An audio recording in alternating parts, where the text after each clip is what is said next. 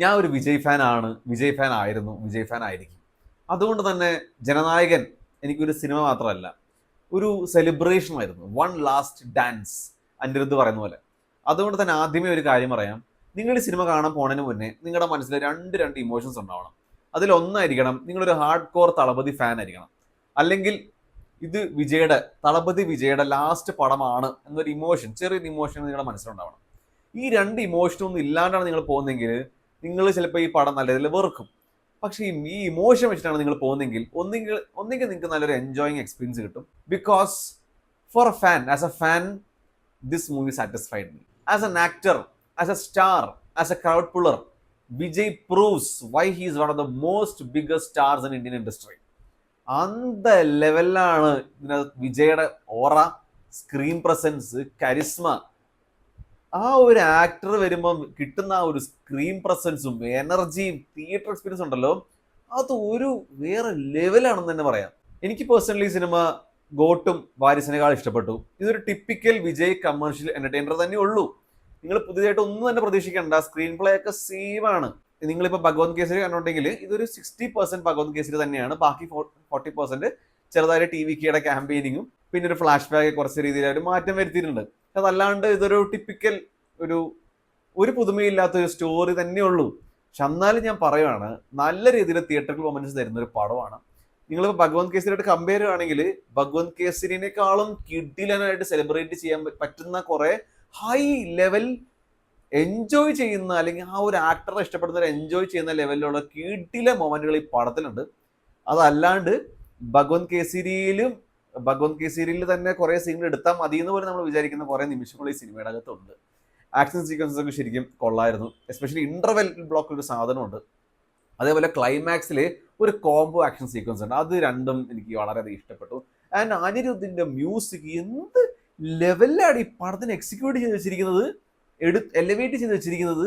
ഒരു രക്ഷയില്ലായിരുന്നു. എസ്പെഷ്യലി രാവണ മവണ്ട എന്നൊരു പാട്ട് വരുമ്പോൾ നമുക്ക് കിട്ടുന്നൊരു ഹൈ മൊമെന്റ് ഉണ്ടല്ലോ, അത് എങ്ങനെ പറഞ്ഞറിയിക്കണമെന്ന് അറിയില്ല. ചിലപ്പോൾ എനിക്ക് ഈ പടം ഇത്രയും വലിയൊരു കിടിലും ക്രൗഡിനൊപ്പം കണ്ടുകൊണ്ടായിരിക്കും, എങ്ങനെയാണെന്ന് അറിയില്ല. പക്ഷെ ആ ഒരു പാട്ടും ആ ഒരു സീക്വൻസുകളും ഒരു രക്ഷയുണ്ടായില്ല. അതേപോലെ ഒരു പേര് വരലാറ് ആ ഒരു പാട്ടും നല്ല രീതിയിൽ പ്ലേസ് ചെയ്തിട്ടുണ്ട്. സോങ്സ് ഒരു ഹൈലൈറ്റ് ആണ്, നല്ലൊരു ഹൈ മൊമെന്റ് തരുന്ന സംഭവം തന്നെയാണ് ഇതിന് അനിയുടെ ബാക്ക്ഗ്രൗണ്ട് സ്കോറും മ്യൂസിക്കും. എനിക്ക് തോന്നുന്നു അനിരുദ്ധിന്റെ മനസ്സിലും ഇത് വിജയുടെ ലാസ്റ്റ് പടമാണെന്നൊരു സംഭവം ഉണ്ടായിരുന്നു. വിജയ് പോലും അങ്ങനെ തന്നെയാണ് എനിക്ക് കുറേ നിമിഷം പെർഫോം ചെയ്ത പോലെ ഫീൽ ചെയ്തു. വൺ ലാസ്റ്റ് ഡാൻസ് എന്നൊരു സംഭവമൊക്കെ ഉണ്ട്. അതൊക്കെ വിജയ് അങ്ങ് അഴിഞ്ഞാടി തന്നെ പറയാം. അതേപോലെ കുറെ അത്യാവശ്യം നല്ല രീതിയിൽ ഇമോഷൻസ് വർക്കായ കുറെ മൊമെന്റും ഉണ്ട് ഈ പടത്തിൽ. മമ്മീത പോയി ശരിക്കും തകർത്തിട്ടോ. എനിക്ക് തോന്നുന്നു ശ്രീലീലനേക്കാളും ഭഗവത് കേസരിയിൽ ശ്രീലീലനേക്കാളും സ്ക്രീൻ സ്പേസ് ഈ പടത്തില് മമ്മിതയ്ക്ക് ഉണ്ടായിരുന്നു. മമ്മിത ഏതായാലും കസറി, എസ്പെഷ്യലി ലാസ്റ്റ് ഒരു ആക്ഷൻ ഉണ്ട്, മമ്മിത പൊളിച്ചു. ആ ഒരു ഗ്രേസ് ആയിട്ട് നല്ല ഒരു സ്ക്രീൻ പ്രസൻസോടെ തന്നെ പെർഫോം ചെയ്തിട്ടുണ്ട്, ആക്ഷൻ പെർഫോം ചെയ്തിട്ടുണ്ട്. പിന്നെ അതേപോലെ പൂജായിയുടെ വലിയ മോശം ഉണ്ടായില്ല എന്ന് വെച്ച് കഴിഞ്ഞാൽ എനിക്ക് ബീസ്റ്റ് ആയിട്ട് കമ്പയർ ചെയ്യുമ്പോൾ it's a far better role.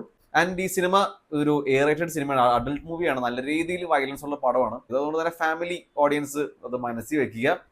And എനിക്ക് ഈ സിനിമയിൽ ഏറ്റവും നെഗറ്റീവ്സ് ആയിട്ട് തോന്നിയത് ബോബി ഡിയോളുടെ പോർഷൻസ് ആയിരുന്നു. ഫസ്റ്റ് ഹാഫിൽ ബോബി ഡിയോൾ വലിയൊരു വില്ലനാണ്. പക്ഷെ ആ വില്ലന് ഭയങ്കര ഫെറോഷ്യസ് ആണ്, പക്ഷെ നമുക്കൊന്നും തോന്നണില്ല. അങ്ങനെയാണ് ഇതിലെ സ്ക്രീൻ പ്ലേയിൽ ബോബി ഡിയോളിനെ അവർ ഡെപ്പിക്ട് ചെയ്തിരിക്കുന്നത്. ഒട്ടും ഒരു ഇമ്പാക്റ്റ് ഇല്ലാത്ത, എന്തോ കാട്ടിക്കൂട്ടുന്ന ഒരു അപരാധം പിടിച്ച ഒരു വില്ലൻ. ഇതിനകത്ത് ബോബി ഡിയോളിന്റെ ഫസ്റ്റ് ഹാഫിൽ ഓരോ സീക്വൻസ് പോലും നല്ല രീതിയിൽ എനിക്ക് കാട്ടപരാധം കാണുന്ന ഒരു ഫീലാണ് കിട്ടിയത്. പക്ഷെ സെക്കൻഡ് ഹാഫിൽ കുറച്ച് കുറഞ്ഞെങ്കിലും ക്ലൈമാക്സ് ആയപ്പോൾ വീണ്ടും കാട്ടപരാധമായിട്ടിട്ട് വീണ്ടും ഈ കുറെ നിമിഷങ്ങളുണ്ട്. ഇതൊരു സ്പോയിലർ അല്ല. ഇതിനകത്ത് റോബോട്ട്സ് വരുന്ന എല്ലാവർക്കും അറിയാം, ട്രെയിലർ കണ്ട എല്ലാവർക്കും അറിയാം. അതേപോലെ കുറെ റോബോട്ട് വരുന്ന പോലെ സീക്വൻസ് ഒക്കെ ഉണ്ട്. അതൊന്നും ഒട്ടും നമുക്ക് ദഹിക്കില്ല സിനിമ. അതുകൊണ്ട് തന്നെ ലാസ്റ്റ് ഒക്കെ ആയപ്പോൾ ആ ഒരു നോർമലി ക്രിയേറ്റ് ചെയ്ത വേൾഡിൽ നിന്ന് കംപ്ലീറ്റ്ലി ഒരു എക്സാജറേറ്റഡ് ഒരു ടെറിട്ടറിയിലോട്ട് ഈ പടം പോയ ഫീൽ കിട്ടി. അവിടെ കുറച്ചുകൂടെ ഗ്രൗണ്ടഡ് ആയിരുന്നെങ്കിൽ ഈ പടം നല്ല രീതിയിൽ ഇമ്പാക്ട് കൂടുതൽ ഫീൽ ചെയ്തന്നെ. ആൻഡ് കുറച്ച് ഫോസ്റ്റ് പൊളിറ്റിക്സ് ഒക്കെ അവിടെ ഇവിടെ ഒക്കെ കയറ്റി ചെയ്തും കുറച്ച് അവർക്ക് കുറയ്ക്കായിരുന്നു തോന്നി. അതല്ലാണ്ട് ഈ പടത്തിനെ ഒന്ന് നോക്കുവാണെങ്കിൽ, ഒരു സിനിമ എന്ന നിലയ്ക്ക് നോക്കുവാണെങ്കിൽ ഇത് ഡിസപ്പോയിൻമെന്റ് തന്നെയാണ്, അത് ഞാൻ ഉറപ്പിക്കുന്നു. പക്ഷേ ഒരു സൂപ്പർ സ്റ്റാറിനെ സെലിബ്രേറ്റ് ചെയ്യുന്ന ഒരു പടം എന്ന നിലയ്ക്ക് നോക്കുവാണെങ്കിൽ നിങ്ങൾക്ക് എൻജോയ് ചെയ്യാനുള്ള വകയുണ്ട്.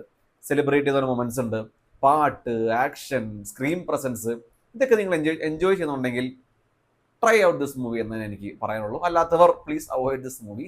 ആൻഡ് നിങ്ങളൊരു കാര്യം മനസ്സിൽ വെക്കുക, ഞാൻ ഒരു ഫാനാണ്, ഫാനായിരുന്നു, എപ്പോഴും ഫാനായിരിക്കും.